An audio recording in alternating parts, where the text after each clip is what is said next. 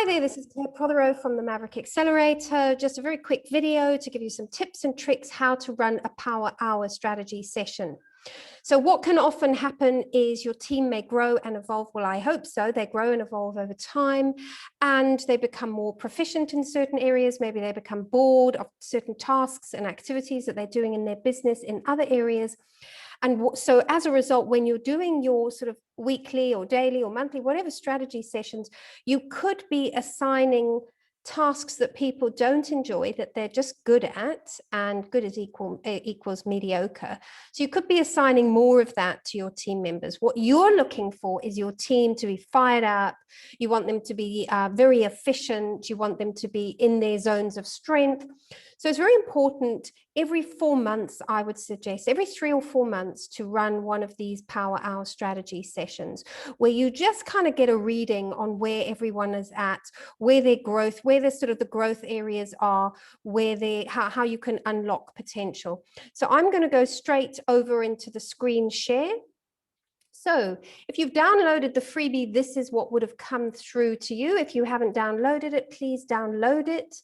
And you're going to go straight over here to the top 10 interview questions. So remembering, I mentioned in the emailer, this is a very versatile free resource. You can use it to interview new people in, so you hire right first time. You can use it on a one-to-one with your existing team members just to check, you know, is everyone doing what they're passionate about, where they operate at their best, where they give of their best, where they add that accountability and responsibility because they're taking charge of their job, they're taking charge of their career. So the other third area you can use this is for a team build, and it's fabulous because it's free. So I've been a facilitator for over 15 years, nearly 20 years, and I thought I would just share with you some of my tricks how to run this kind of session. So I would book, say, an hour, 45 minutes to an hour, and you tell everyone it's just going to be a very quick check-in session. You just want intuitive responses, not overthinking. You don't want it to be a sort of a lengthy, intense session. It's just like a temperature reading of where everyone is at. The first thing you want to do is you want to do a quick check-in. Now, a check-in is simply one word. You don't have time for everyone to say, oh, this is what I've been going through. This is the problem with this project. People get stuck in there. It's called a one-word check-in. Where are you at? How are you feeling?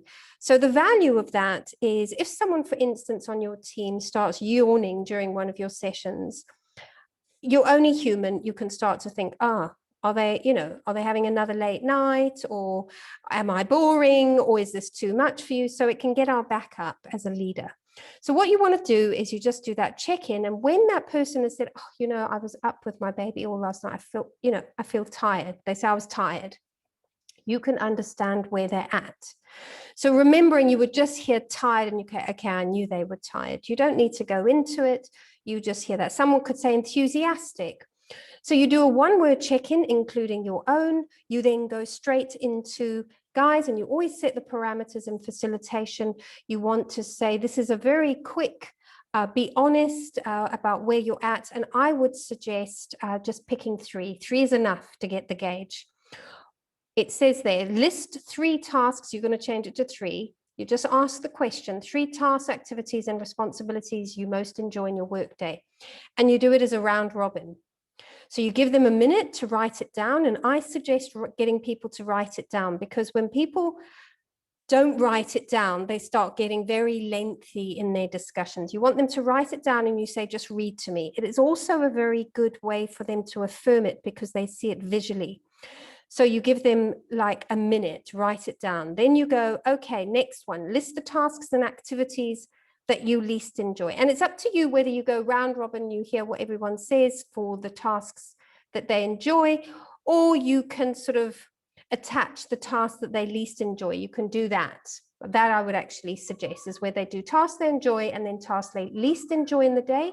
Again, just give them 1 minute to think through what their responses are and get them to read it. Please encourage people to read, because people can get very lost.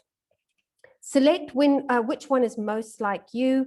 I think that this is important because You could, for instance, be sending someone to see your client because you think, oh, they're so good with the client and behavior. And actually they've got to a point in their life where they say, oh, you know, understanding relationships and that is, I'm actually finding very draining at the moment. And so you can start to make allowances in your business for that, starting to understand that may not be ideal. Then you would go the right culture. This is your sort of section 2. Again, you want to keep it nice and short and sharp. Do you prefer to work on your own or in quiet surroundings? You don't need people to explain too much. You can just have someone going, oh, I sort of enjoy it in the morning when I'm working with my team, and then I like a bit on my own. So you can kind of just get everyone to kind of be aware. Maybe the office has become very noisy and distracting, and then this is a sort of a group awareness that it's becoming an unproductive environment, or it's very productive. That's also great to hear. Okay, our environment, our open office is actually really, really productive. Then describe your ideal working environment, and you just say sort of like, oh, I like to have like my table with my nice chair, and you know, I like to have my things around me. I enjoy interacting with my colleagues, but I don't maybe enjoy the client interaction, or I love going out and meeting clients. And then you know, some people say, oh, I never even think about breaks. Someone says it's very important for me to make breaks, have breaks. And then great power question here, question number 6. What do you consider work distractions? Again, I cannot express strongly enough. You want people to just write these down, 1, 2, 3, because people can get very sort of long-winded here. You want it clear, concise. Work distractions, it could be something like WhatsApp. So now you would be able to coach around this because now you've become aware of what those issues are. Then your 7th one is, how do you like to be managed? You know, people progress over time. In the beginning, when you've just joined a business, you like to perhaps have more structure. You like a bit more, for want of a better word, micromanagement, but you like sort of a clear direction. That's pretty normal and standard in terms of understanding people when they move into new spaces. They want to feel safe.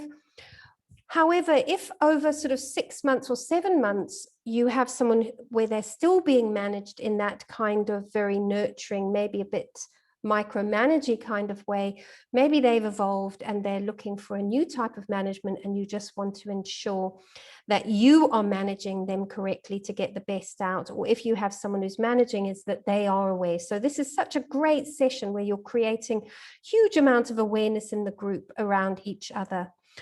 The right passion, which one do you value most? Very important, this question, because this is how you can offer rewards. Some people are more interested in time freedom, so you would give an afternoon off. Some people, depending where they are, maybe their interest is financial freedom, so you would give them a financial perk for their reward, just to kind of keep people motivated. And then creative freedom, often people who have come from a very dogmatic or stifling environment are craving creative freedom. So it is necessary for you to have an understanding so you can speak that person's language when you look at ways to encourage and motivate and inspire them. Which career paths have you followed, considered over the years? How do you bring this into your life today? Also, if you want to be understanding where your person is in their journey, it's very important for you again to understand what, you know, are they allowed to give their full expression in their journey, because we evolve. Some things, however, stay with us forever, that we always have this sort of like longing to be in the do a physiotherapist or something like that. And what you want to be aware of is, if someone has that longing and that inner desire, you want to know where they are in the journey of fulfilling that. Because if you're not in the business of physiotherapy, you're going to have a problem when that person leaves. So you want to have that sort of long vision, and asking this question, and it's done in a very kind of authentic way where we're all just trying to be honest about who we are and where we're going. Well, pay dividends because you can preempt where that person is in their journey. And then finally, tip number 10 or question number 10 is think of when you're at your best, both personally or at work. I would suggest think about it at work because you're running this very particularly in a power strategy session. So this is where you can, what a great idea I've thought of is you can talk about a project that you worked on. And you can say, think back to a project. What was it that you were doing? Why was it so great? Because then you get an idea of what makes this person tick and how to emulate. How can you recreate that? Because then you can start seeing who is best assigned for what project, what client. So that's it. I wish you all the best. This should take an hour. And you will get, let me stop the share. This will take an hour and you will get a real clear barometer reading of where people are at in their journey, how they operate at their best, when they're operating at their best. So I wish you well. If anyone hasn't done the Maverick Accelerator yet, or you still want some of your team to do the Maverick Accelerator, you can go to www.maverickaccelerator.com. And this is a tool to help liberate you to create more efficiency in your business and to allow people to operate at their best. Bye for now.